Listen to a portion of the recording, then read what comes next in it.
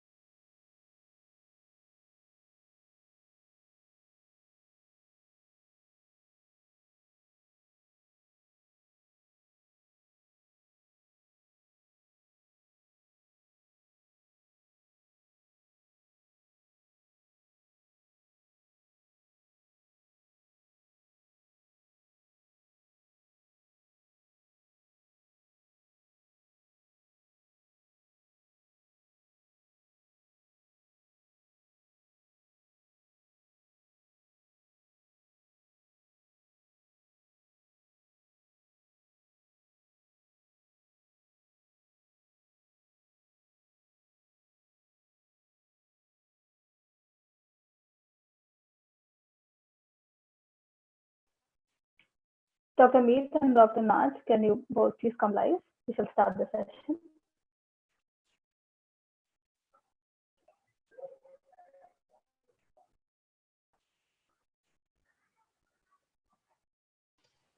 Shresha, how are you? Hello, sir. How are you? I'm doing good. Very good, very good. Thank you. Yeah. Hello, guys. Hello, everyone. Hi, sir. Hello, everyone. Today, just a second. Shresha, can I make a request before you go online and go through?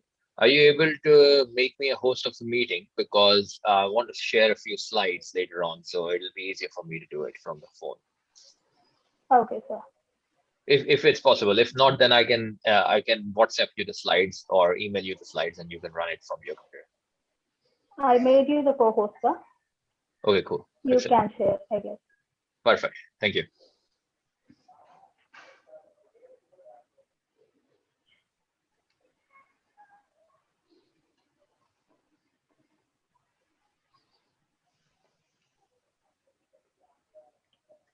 So thank you all for joining us here today.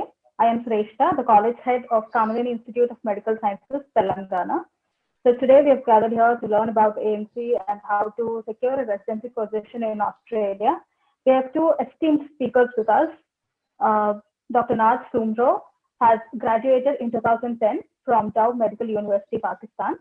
And he moved to Australia and did his master's in public health and PhD in the discipline of exercise, health and performance at the University of Sydney. And he passed his AMC in 2017 and is currently working as a resident medical officer in orthopedics at Western Australian Public Hospital. Sir also has a YouTube channel called Outback Doctor Australia, where he posts a lot of information about AMC. And he also runs a mentoring service with the same name to coach international medical graduates to secure a job in Australia. And Dr. Meet Dave has graduated from ONMU, Ukraine in 2015 and has given his AMC 1 in 2018 and passed it. He's currently working in Australia since October 2020. So let's start with the session. Dr. Meet, you can go ahead with your slides. Sure. So before I start, I'm just going to share my screen so everyone can. Okay. Shrestha, can you please let me share my screen so that I can present those slides? Yes. Can you present it now, sir? Yeah, sure. Okay. Okay. Everyone can see it? Yes, we can. Okay, so before I begin, I want to introduce myself. So in 2015, according to Shrestha said, I passed from ONMU, which is in Ukraine, and then went back to India and gave my MCI, which was the exam requiring to work in India. I did my internship over there and did 2 years as a medical officer. I had so many queries when I moved to Australia, and it took me a couple of months to solve those queries. So before I go ahead and jump into pathways, I would like to just make sure that everyone knows different terminology which are being used in India and in Australia. So in India, what happens is once you pass your med school, you go to your internship, and after that, whether or not you decided to go for medical officer that's in private hospital or in government hospital, but you sit for the NEET and go to residency or post graduation, and then either you become senior resident or consultant. In Australia, it's a bit different. After passing the med school, you go to internship, and then you become resident medical officer, which is usually 2 to 3 years, depending on the specialty you want to go in. And after working as a resident medical officer for 2 to 3 years, you either can step up as a registrar, which is either a service registrar or a trainee registrar, depending on the job you are getting. And after passing those trainee years, you become the advanced trainee in any specialty you have selected. And after those advanced trainee years, you become the consultant. It's like extremely long procedure. I won't say extremely long, but for the international doctors, it's a long procedure to become a consultant if you compare it to India. In India, it usually takes, if you are lucky enough, 5 to 6 years to become a consultant, where in Australia, it takes 7 years to finish your traineeship. So let's go ahead and look into the pathways. So there are 3 pathways through which we can come into Australia and practice. So a standard pathway, which applies to almost 90% of the students, a specialist pathway, which is only for the consultants or whoever has passed their traineeship. And there's also a pathway named competent authority pathway, which is applicable to 5 these countries: US, Canada, UK, Ireland, and New Zealand. So we can completely cross it off if we are sitting in India or other countries, as Shrestha said. So 2 pathways those are applicable to us. And well, almost anyone can go through the standard pathway. Even if you are a consultant, you can go through the standard pathway. It will be a long procedure for you if you are a consultant. But if you are a fresh graduate and finish your internship or doing a medical officership in India, you can go through this pathway. So your basic process will be verifying your degree from ECFMG. That will be your first step. ECFMG, that is Educational Commission for International Medical Graduates. That's a commission which takes all your credentials and verify, and then you can go into different pathways. So if you are planning to go into UK or US or Australia, you must have heard of ECFMG. There is a part of ECFMG which is called EPIC. It is Electronic Portfolio for International Credentials, through which you can verify your documents, and I will go through the details, but let's see the overview of it first. So first, after verifying your documents, you can open up your AMC portfolio, and once you have sorted that out, you can apply for AMC MCQ CAT. That is step one for the AMC exams, which is an MCQ exam. And after that, according to me, you should sit for the English language exam and pass the English language exam with the scoring which is required. And then you should start doing your job search in Australia. And simultaneously, you should prepare for AMC clinical exam. And once you have get the job, you can apply for the APRA registration. So that's the outline for the standard pathway. Let's go with the ECFMG. So for the prices and just for the clarification, how much does it cost overall? ECFMG charges 130 US dollars just to establish the account. And that $130 includes the ID notarization, which is online. They usually take your passports, usually takes your passport and video call you and notarizes you. They charge 100 US dollars per document, and it is usually just one document, which is your degree. So to sit for AMC MCQ exam, you need your degree or diploma with you. Before that, you cannot give the exam. That differs from USMLE, where you can sit for step one, even if you are studying in your med school. After getting your EPIC documents verified, you can go for AMC portfolio. So you have to establish AMC portfolio, and that charges around 500 Australian dollars. You need EPIC credentials to establish your AMC portfolio. Okay, let's move on to this. So once you already have verified your documents and AMC portfolio, you can sign up for AMC MCQ CAT. I have given the amount which was true till yesterday. So I have updated the slides yesterday, and the prices are till yesterday, but it can change. So AMC MCQ CAT is a computer-based exam. So you don't have to come to Australia for the exam. You can give it from India or anywhere else. There are multiple centers available in India. The exam is 3.5 hours, and there are 150 questions in the exam. And out of those 150, there are 30 questions which are pilot questions. So pilot questions means those questions are not marked. So you have to get those 120 questions. Out of that, you have to at least get 80 questions right to pass, but you don't know that which questions are pilot questions. So you have to finish 150 questions in 3.5 hours. When I was giving the exam, it was mark based. So it was 250 out of 500, but now they only give pass or fail result. To prepare the exam, to prepare for the exam, you at least need 3 months, a proper time of 3 months to prepare.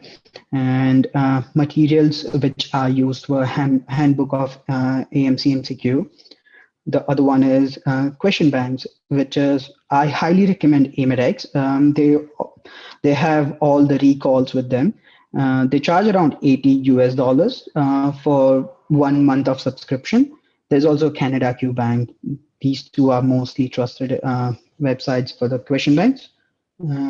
There's also AMEDEX Facebook group where people put down their questions which they had in the exam. But to join the group, you need AMC candidate number.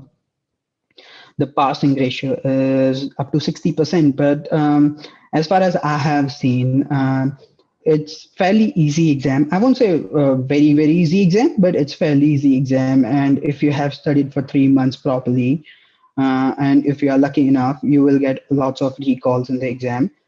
You can pass it easily. That's the blueprint on the screen for those of you who want to see which category comes in which percentage. I'm gonna go forward in just a second. If you have any questions in between, you can pop the questions in the chat and Shrestha will ask the question.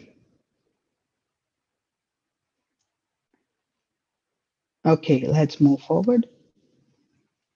So after passing the AMC MCQ, I suggest that you should sit for English language exam. So once you have your AMC MCQ and English language, you can apply for the jobs. Um, well, Naj will tell you about how to apply and which position suits better. But I would say that go for English language exam after passing AMC MCQ. There are four exams which are available and which are accepted. IELTS, which is minimum 7 band in each module. PT academics, which is 65 out of 90 in each module. OET, that is only for doctors and nurses, which requires B grade in all modules. And there is TOEFL as well, which is a bit difficult, but yeah, if you want to see that these are the minimum score which are required to pass the exam. Okay, let's move on. So once you have your AMC MCQ and English test, you can apply for the jobs. And if you get the job, you can get your APRA registration done. But there are three types of registration. So before I go and tell you about the clinical exam, I would like to tell you about this APRA registration. So if you have passed your AMC MCQ and English only, you are eligible for the limited registration. On this limited registration, you can work in Australia for 3 years. And after that, either you go through workplace-based assessment or you sit for the AMC clinical exam. If um, if by the time you get your job, you already have given your clinical exam, you are eligible for the provisional registration. So uh, once you have limited registration or the provisional registration, you will have to go through for three main terms which are required to get the general registration here. These three terms are general surgery, general medicine, and ED. So you will have to spend 10 weeks in Gen Surg, 10 weeks in Gen Med, and 12 weeks in ED to get your general registration done. And finally, about AMC clinical exam. So, well, this exam requires very effective communication skills and a good clinical knowledge. Uh, Currently, the exams are on hold. Before that, it was a scenario where you have to give the exam in Melbourne only. But right now, they are trying a new system, which is through Zoom, but they are not sure yet. And as soon as it rolls out, we can tell you about it. The exam itself is 20 station exam. So what happens is once the exam starts, you go through one room. That room is you have to spend 8 minutes in the room, and you have to finish up whatever the task was just outside the room. Out of those 20 stations, there are 16 stations for the clinical exam and 4 rest stations, and you have to pass 10 stations to pass the clinical exam. Till 2019, it was either pass 10 stations and or 8 stations. So if you have passed only 8 stations, you get the retest, but they have stopped retesting after 2019. Well, time to prepare, that depends on each and everyone. I would say from 6 months to a year, but it requires a lot of practice and lots of role playing. Materials, I would say, go for John Murtagh, Handbook of Clinical Exam, and recall from the Facebook groups. And success rate is nearly 25 to 30%. So this exam is difficult just because we don't have enough communication skills, and it takes a long time to understand what they require in the examination. let's go to total expenditure before you can get the job, how much you will have to spend. So in this one, I haven't included any coaching or materials cost. So that depends whether you want to take the coaching or you don't want to take the coaching. Your materials, you are getting it from your friend or anyone, or if you're buying it online from the AMC site. So I have written down over here how much will it cost. Epic will cost you around 350 Australian dollars. Then establishing an AMC portfolio will cost you 500, and the exam itself will cost you around 2700 for part one and 3500 part two.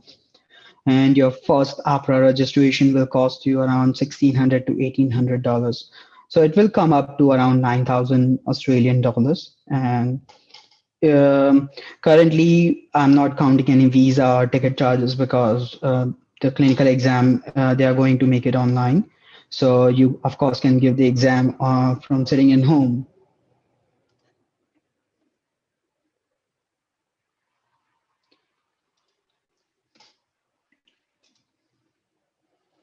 Okay, so that's it for my slides. Any questions for me?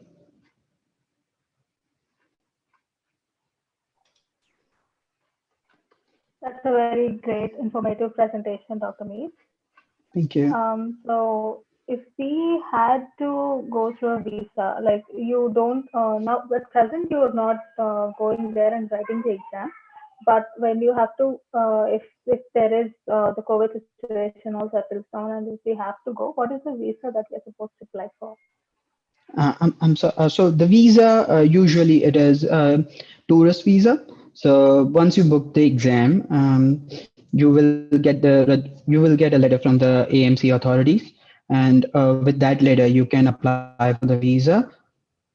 Okay. That is subclass 600, which is tourist visa. They usually grants for 3 months. And if you're Okay. taking any Somebody has coaching also classes, asked. I'm sorry, I'll just finish this. So if you are taking any coaching classes, they will give you a letter for the visa as well. So they will let the authorities know that you're coming here for 6 months of coaching, and after that you'll give the exam. So they will give you the letter for the longer visas. Okay. Somebody has also asked about what questions are they going to ask when you apply for the visa. They usually don't ask any questions. That I have not heard anyone to go through interview for the visa. Okay. Yeah. So, and about the English exam, which one do you think is a better exam to give? Well, I have given PTE academics, which was fairly easy. But I would say go for OET as well. OET is fairly easy as well. So PTE and OET I would suggest. But if you are happy to go with IELTS, you can go for IELTS as well. But I won't recommend anyone TOEFL. Okay. And someone has asked if you do your undergraduation from India, your residency in USA, then what pathway can they use to apply for fellowships or job in Australia? So if you already have the registration from USA, but if you haven't got any training pathway yet, so in USA, a residency is if you are in the training pathway, so they can apply for competent authority pathway.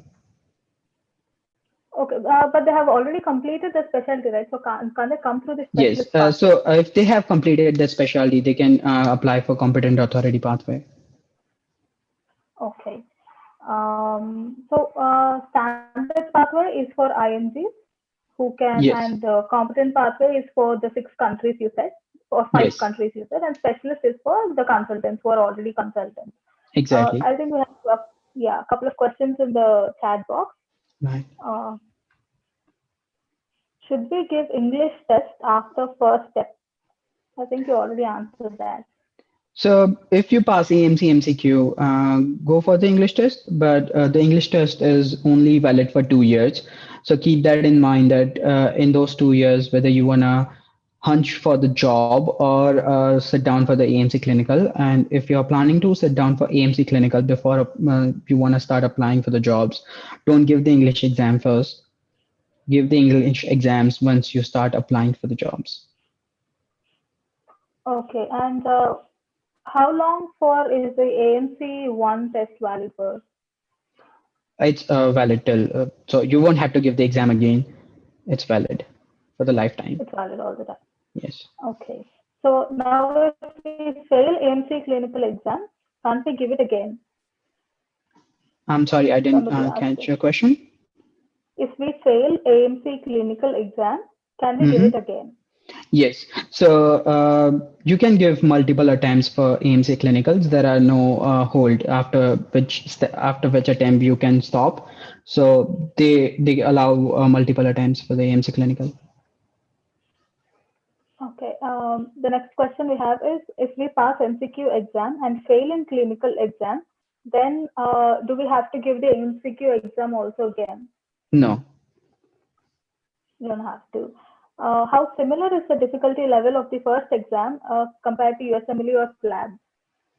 To be honest, I haven't given USMLE or PLAB, but I was solving USMLE Step 1 exam when I was in med school. It's different exam. I won't say difficult, but because in USMLE Step 1, you are only doing preclinical questions. Well, in AMC MCQ, you are doing all the questions. It doesn't have to be only preclinicals. Okay. Should we have to clear clinical exam also for getting a job? As I said, clinical exam is for the getting the provisional registration. Clinical exam is necessary if you can't get into the workplace-based assessment pathway, which is a different pathway, and you have to go through it will take longer time to explain. But AMC clinical is optional to get the job. So I haven't given my AMC clinicals yet, and I'm waiting for the Okay. AMC clinicals to reopen again. Somebody asked about workplace-based assessment also. How does that work? So how long do you have to work in the hospital for the hospital to grade you or like that? So every hospital does not provide workplace-based assessment in Australia. There are only 6 or 7 hospitals which gives you this opportunity. And just to get into workplace-based assessment, you have to have your limited registration. So once you have your limited registration, you can apply to those hospitals. And if you are successful in getting a job in those hospitals, after 6 months, you can ask them whether you can sit for the WBA program or not. Usually, there is a long queue for the WBA program. When I asked for myself, there were 6 people already queued for 2022. So it's very competitive. But once you have your job done, you can start applying for WBA program. What is WBA? That is workplace based assessment. I'm sorry. Oh, okay. I'm sorry. Yeah. I didn't get that. And what is the probability of getting a job after clearing AMC MCQ exam? So it depends. Usually, Naj will go through it in detail, but AMC MCQ does not give you the right to get the job in Australia. To get the job in Australia, you need good clinical exposure. You need good experience as well. So I worked in India for 2 years, and it took me around 18 months to get the job. So it requires good interview skills. It requires a good communication, and it requires a lot of efforts to get the job. Yeah. Okay. So AMC MCQ is not the only way. It's not the only sign off you have to do to get the job in Australia. Okay. Then we have,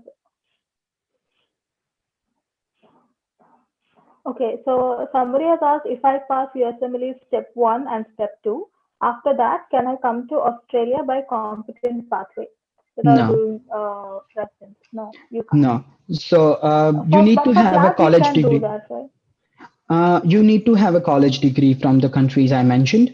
So either undergraduate or postgraduate degree from any countries which I mentioned. So if you have finished your residency in US or UK, you can come to Australia and competent authority pathway.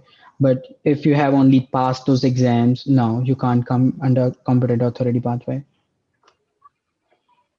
Can they come under the standard pathway? Is Yes, I think the the same standard for pathway everyone. is open for everyone. And what about labs? Lab 1 and 2, if you have passed lab 1 and 2, can you Shrestha, I'm consider gonna this? cover that bit of it. So maybe you leave these questions to the end because my part of the presentation covers that, so it'll be a bit repetitive. Okay, so all the questions in the chat box you're going to cover? Yeah, I can cover that at the end because some of them I will cover it in my presentation anyway. Okay, so all right. All right, sure. So I'll see if I'm using my phone as my primary device. So I'll see if I can upload the presentation. Otherwise, I've emailed you, so you may be able to upload it for me and run it through.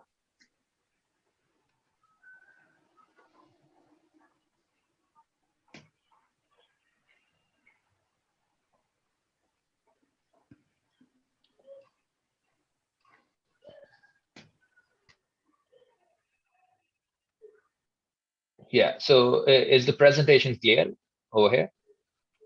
Yes, sir. All right, perfect. So thank you, Shrestha, for inviting us, and thank you, Meet, for giving the very detailed intro and your experiences in the system, and how you came through the whole hurdles and you were able to successfully work and navigate yourself over here. And first, welcome to everyone who have taken out their time to come and listen to us. So thank you very much for that opportunity. What I will do is I will go through a list of things that I have been asked to present, and I will keep it quite brief so that at the end we have time for further questions and answers. So you can share your questions as we go along. Just type it in the chat box and we will have a look at it at the end. So first of all, before I start, a brief disclaimer. Whatever I'm going to tell you is going to be my personal view. It has nothing to do with either AMC or APRA. This is purely based on what I think about the pathways and what my personal experiences have been. When I use the term IMG, it means International Medical Graduate. And we have already covered standard and non-competent pathways. We may talk about the competent pathway as we go along. This presentation is intended purely for hospital jobs. When we say AMC 1, we mean AMC MCQ. And when we say AMC 2, we mean clinical exams for the AMC. And at any point, Shrestha, if you think my slides are blocking off or you're unable to hear me, just let me know and I can restart again. Please feel free to interrupt me. All right. So my journey, as Shrestha said, is that I initially started off completing my medical degree from Pakistan in 2009. Then I moved to Australia for my master's in public health in 2011. Then I continued to do a PhD in sports medicine. After that, worked for a couple of years as a lecturer teaching medicine at a couple of big universities in Australia. And then in 2017, I finally decided to pass the AMC exam and sit the AMC exam. And after that, I was able to get in the system, initially working as an RMO in Victoria. And then after 1 year over there, I was able to get a work-based assessment job in Western Australia, through which I got the general registration. So basically, a bit of an info on work-based assessment is that if you work in those hospitals for 1 year, you get an exemption from the clinical exam. However, getting the first job in those hospitals as a WBA candidate is difficult. All right, so things to cover today. I will be covering firstly, the differences between PLAB and USMLE and how does it help in entering Australia. I would talk a little bit about how to build a good CV, job opportunities, life as a doctor in Australia, and how to work as a doctor in New Zealand, and about my mentoring services. So first of all, we should understand that there are 3 different pathways. And these pathways are, as described by Dr. Mead, they were a standard pathway, which is also in other words, in layman words, called the non-competent pathway. then we have the competent pathway, and then we have the specialist pathway. So most people coming from India, Pakistan, Southeast Asia come through the standard pathway or non-competent pathway, for which you have to write the AMC 1 exam.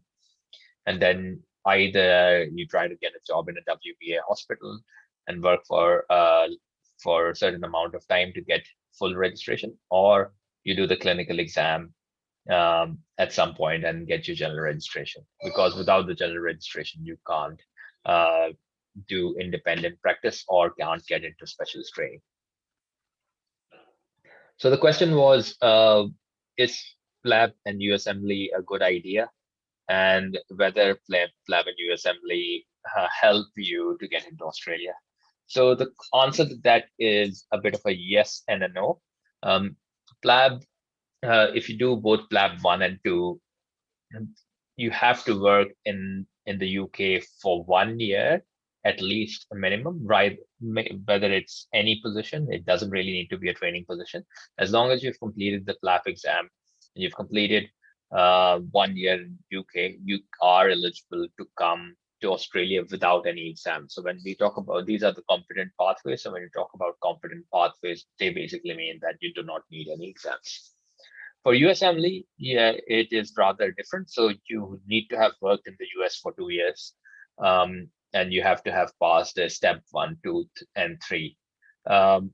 I don't quite understand why somebody working in the US after completing the 3 steps and after working 2 years would come to Australia.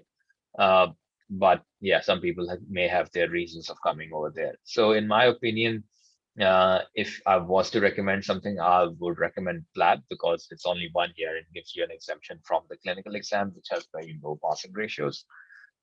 Talking about that, I have linked up the summary from the APRA's website, which can be accessed through this link. So what I will do is I have already shared the slides with Shrestha, and she can share the slides with all the participants if you guys flick through your email addresses. So I've made a very detailed video on PLAB versus AMC that can be found on YouTube. It has got like 19,000 views on it. It's a very popular video where I break down step by step how PLAB can assist in getting into the Australian system. So if you haven't seen that, I would recommend you seeing that one.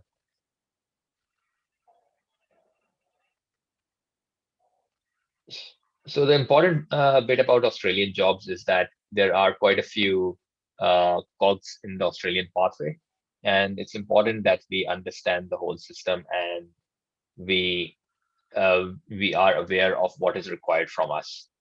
So the first, unsure what has happened to my slide over there, but anyway, what I wanted to talk about in that slide is that there are several components to it. So it's not just your AMC exams, it's going to be your experience, your CV, and how you present yourself when you apply for the job. So therefore, having a good CV is important. However, your research experience doesn't really matter in Australia. In the Australian context, the most important thing about your CV is how much experience you have. So if you've got a real solid clinical experience, 2-3 years of clinical experience, then no matter how much research you have done, no matter how much extracurricular activities you have done, that experience outweighs everything else.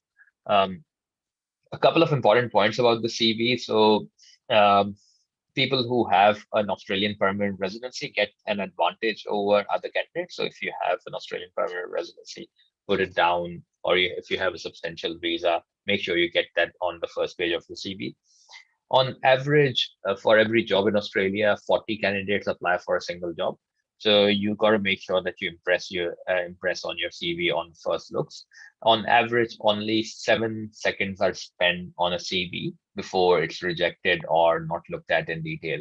So the important things to capture in your CV are the details of your AMC exams, the details of your English exams, your visa status, and your previous experience. I do tend to put in a professional photo on the CV that just, in my opinion, makes it look a bit more professional. However, you may or may not have the photo on the CV. It's totally your call. So I would not go in too much detail in the CV. I think that's something we can have a whole lengthy session on. It may take a couple of hours because CV building is a totally different ball game. But for the purposes of this talk, as I said, those were the important things that you need to be aware of.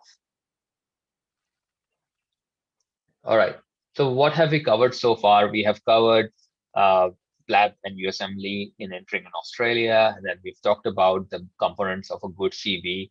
Now let's talk about the job opportunities.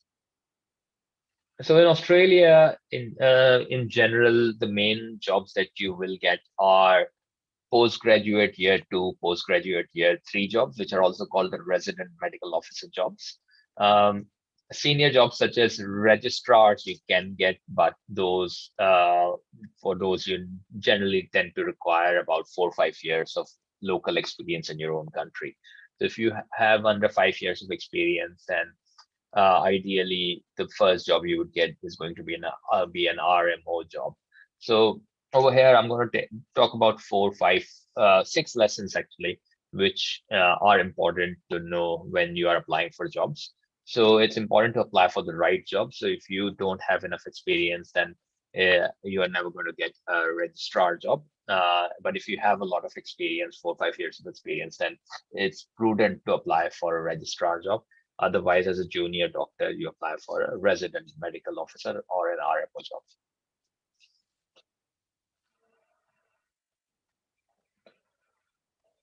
Lesson number two. I'm not sure why it's writing as lesson one, but that's fine. So lesson number two, or a continuation of lesson one, is knowing your terminology. So in Australia, there are different terminologies for different jobs. So as I explained, you need to know what is the best way of applying for jobs and which jobs you're eligible to apply. So if the job says that eligible for limited or provisional registration, and the job says PGY2 or postgraduate year 3 jobs, those would be the most easier jobs to get. The next lesson is that you do not need to pass AMC2 to work in Australia. So a lot of people go and fall in the trap of passing the AMC2 exam before applying for jobs. But when you apply for jobs, you actually don't need AMC2. So if you do AMC1, you're eligible to apply and work in Australia under limited registration. And normally the board allows you up to 3 years of extension of limited registration till you complete your AMC2. So you can possibly work in Australia for another 3 years without doing the AMC2 or the clinical exam. Lesson 3 is recency of practice. So again, a lot of people, whilst they are doing the exam, they stop working as a doctor. As soon as you have got a gap of more than 12 months working as a doctor, then it is considered that you are not, you do not have recency of practice, and that is a biggest hurdle in getting jobs. So if a candidate has recent experience and only passed AMC1, and compared with the next candidate who has passed both the AMC 1 and 2, but does not have recent experience, then candidate 1 will get the priority in terms of getting the job. So lesson 4 is to make sure that you apply for the applications at the right time. So start of the year and end of the year are good times to apply in Australia. You need to have good references. If you have referees who are professors or head of departments and can respond back, then that's really good.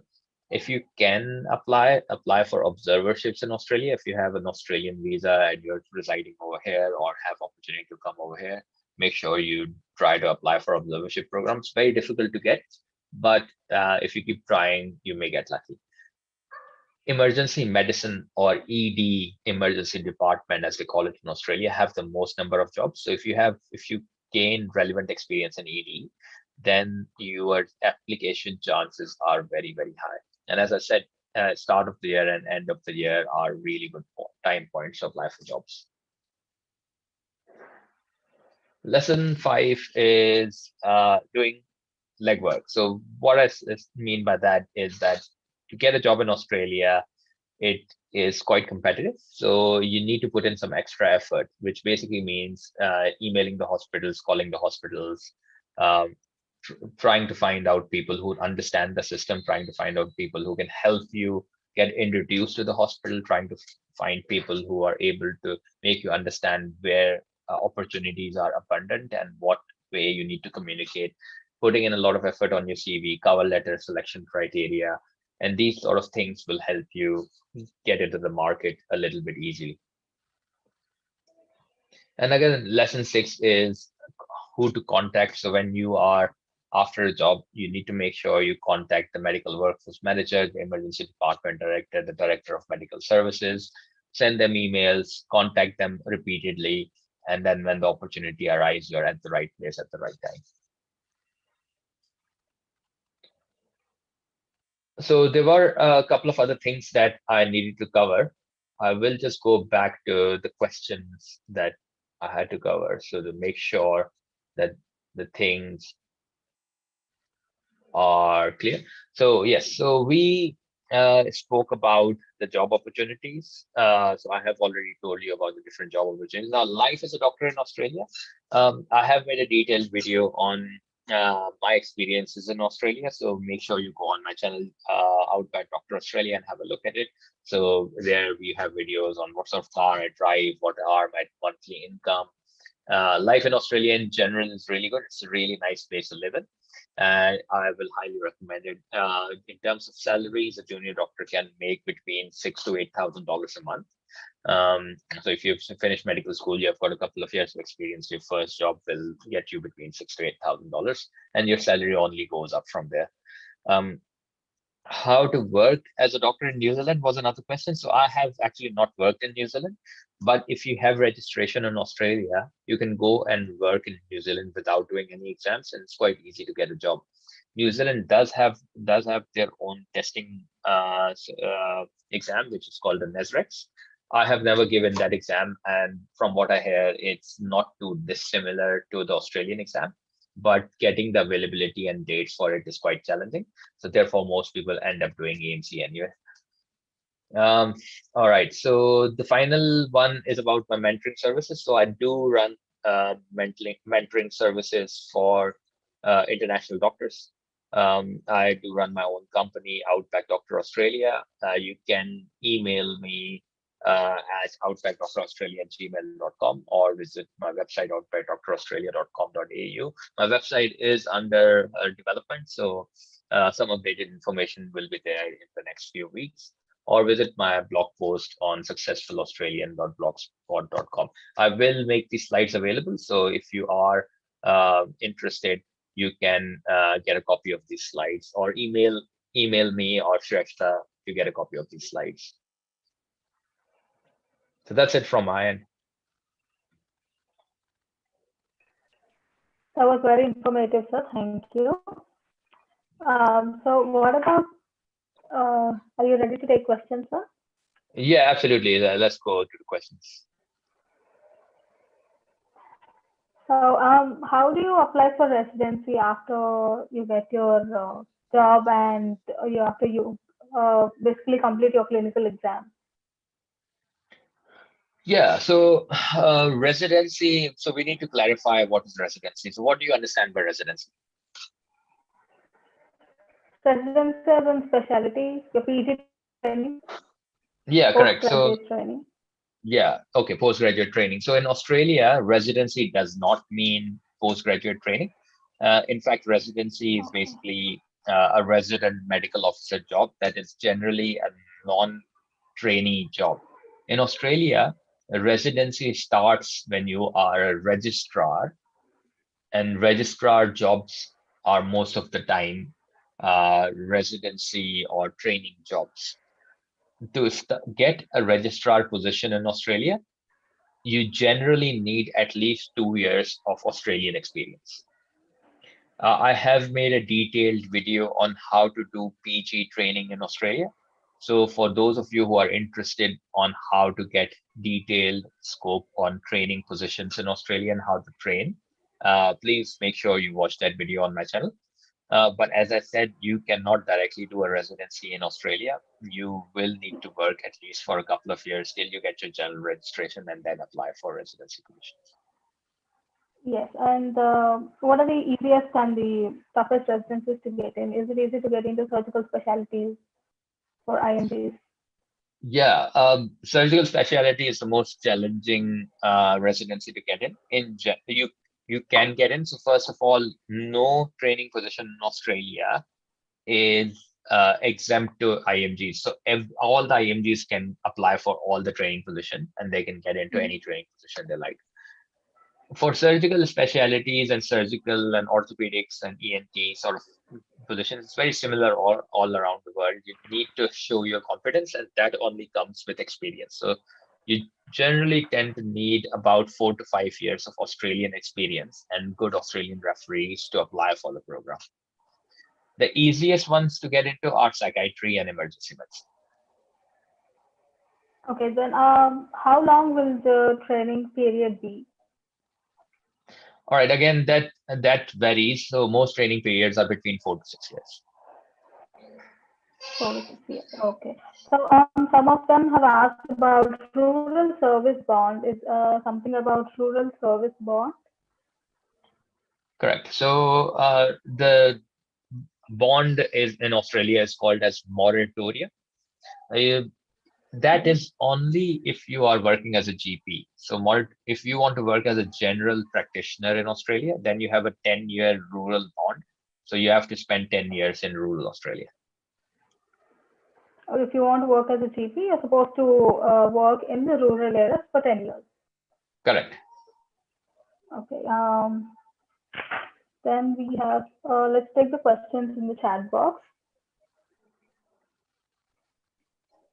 Sure. If you are able to read the questions, then I can answer them. And then maybe we can alternate between myself and Meet. So one question I can answer, one other one Meet can answer. Yes, sir. Yes. Dr. Meet, could you please come live? The first question we have here is, what exactly is the job hunt?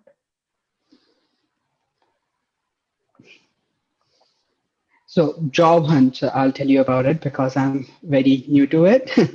Well, job hunt is once you pass your AMC MCQ and your English exam, you start applying for the jobs.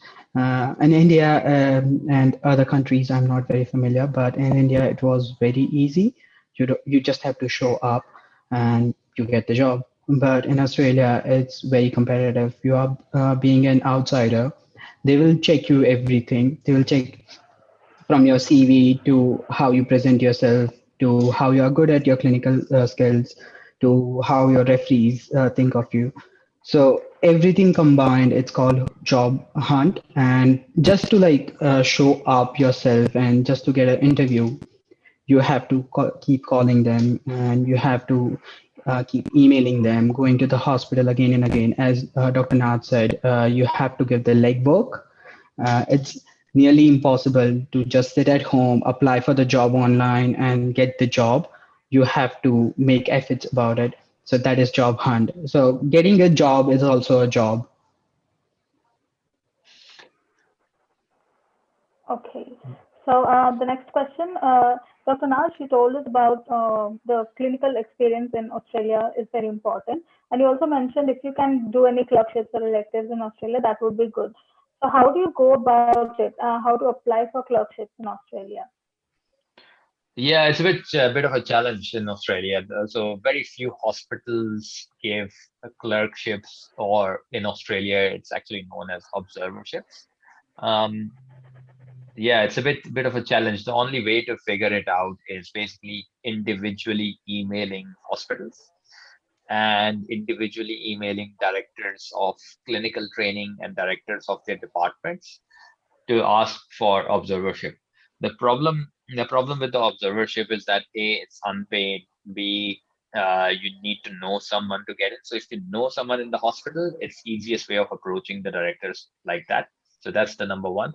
There are a few hospitals that do give paid observership. So I know that a few hospitals in Melbourne, such as Western Health and Northern Health, they offer it. And a few hospitals in Tasmania, like the Royal Prince Alfred Royal Hobart Hospital, they offer it as well. But again, it varies every year. Some hospitals will offer it, some hospitals won't. So it's a bit difficult. But what is in your control is that you can always get more experience in your own country.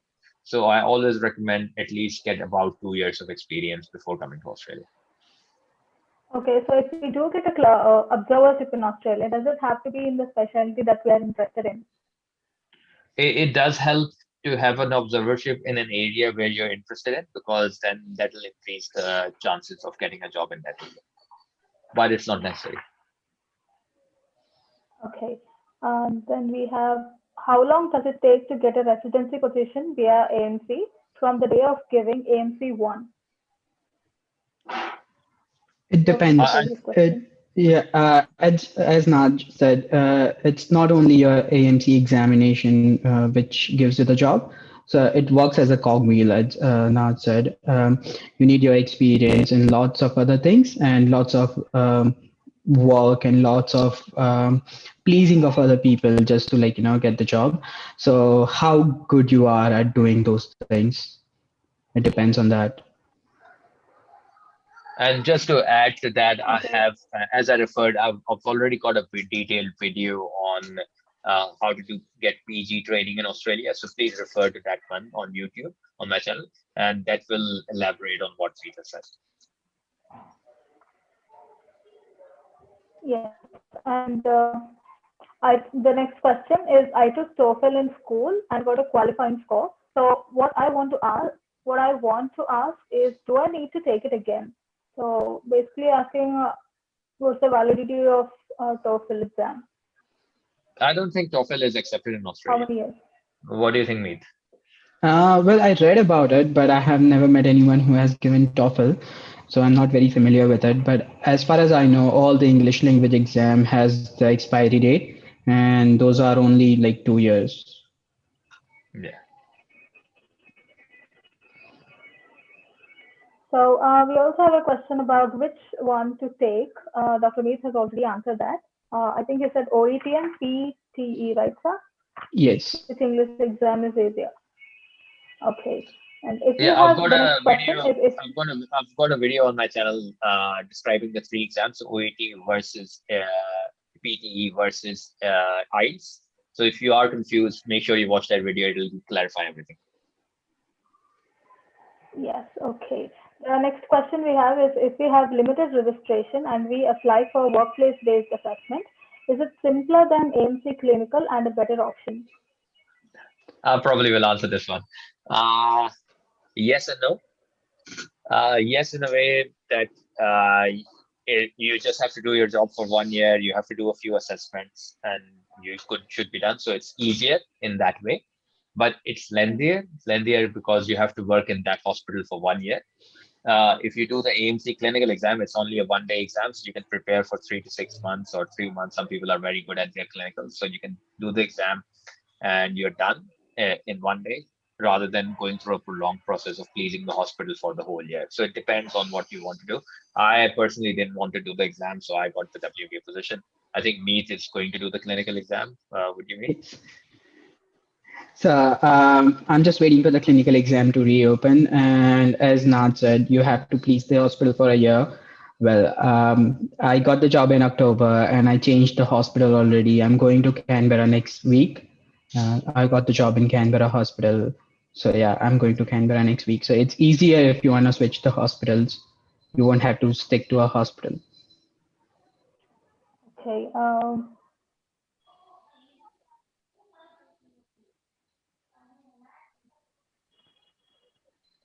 So we have a question, another question. I've cleared AMC clinical and applied for jobs in Australia. I can't get it with some click and all practice years in India. I have to work in India for a few years before I can land a job. Okay. Basically, the question says, should I work in India for a few years before I can land a job in Australia? Definitely. So the longer you wait and sit at home applying for the jobs, so after a year, it gets difficult. It's get more and more difficult. So if you can work in the hospital in India, and that makes your gap year like shortens, so you won't have any gap year. It's a good thing to start working in India. Okay, the next question we have is post-graduation training from Australia recognized in US, UK, or Canada? Can I work directly in these countries after passing out without any exams? Short answer is yes. You can. Okay, without any exams. Yeah. Great. We also put up a Google form in the group, in the WhatsApp group, and people sent in their questions. So I'll ask you those questions now. What made you choose Australia over the other countries like US, UK, Canada, despite the low passing rates and expensive exams?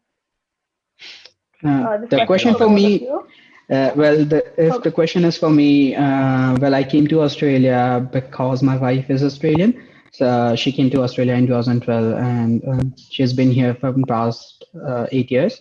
That's why I'm in Australia. And the answer for me is that if I knew before, I would have gone to the UK and come through the PLAB and the competent pathway system. It's a lot easier coming from there. Okay. But I didn't know. I didn't have a session like this when I was coming. That's a good answer. So what are the alternative exams to write to get through to Australia other than AMT? Already covered that. So the PLAB one is the best one. Watch the video. Yeah. And is there a way to come to Australia without writing PLAB or AMC? You also No. have got this question. No. Yeah. I'm going to keep the answers short, all right? So we can go through more questions. Okay. Yes. And how about PR? How do we get PR in Australia? Meet. 5-second answer from me. Multiple ways. You should visit a agent for it. There are lots of ways to get a PR in Australia. Yeah, and the short answer, you need to get general registration first to apply. So yes. First get a job, get your general registration, then you can apply for PR. Okay, after general registration, a little about the process of getting PR. Essentially, it's an online system, so you just put in your application form, and they run rounds every month, and you may have to wait for between 6 to 12 months, and you get a PR. It's quite easy. It's not a difficult thing. Okay. Are there any costs included to get the PR? Does the application cost anything? The application is free, but if you are invited to get the PR, I think it's about $6,000. $6,000. Okay. Yes, I think we've covered most of the questions that we got through the Google form. So we have another question in the chat box. So if I cleared my AMC 1 English exam and registration and ready to apply, my question was, will I not land a job in Australia because I don't have working experience in India? Yeah, she basically did everything, but she doesn't have working experience in India. So can I still land a job? It's hard. This was answered. So if you have done your internship, you still have a small chance, but it's hard. If you don't have any sort of visa and if you're here on tourist visa, it's really, really hard. I agree. And the other question we have, yes.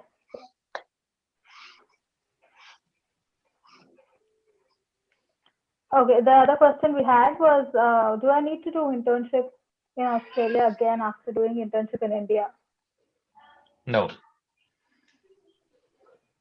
Okay, any more questions, guys? Please put them in the chat box. So sure, if there are no questions, then we'll make a move. But please share my email address with the guys, and I'm happy to field any more questions on the email. Yes, I'm just sharing it. Now we'll just take. I think we'll take last 3 questions, and then we will call it. Yeah, exactly. How does that sound? Yeah, that's good. Yeah. Yes, we have a few more questions. So make it last 3, all right? This is, yes. Does short internships during med school help? Wait, what's a short internship actually? You either do a full 1 year internship. So I guess those are your rotations and it doesn't count as far as you have finished your med school. Okay. So this is a question to maybe ask an agent, but if my blood relatives have a PR or my spouse does that, automatically qualify me for a PR without experience in India? So PR No. and getting a job is a different thing. Don't mix Yeah, up. agree. Okay. And FLAB, USMLE, AMC, which one is better? They have already answered this, I think. Yeah, watch the video.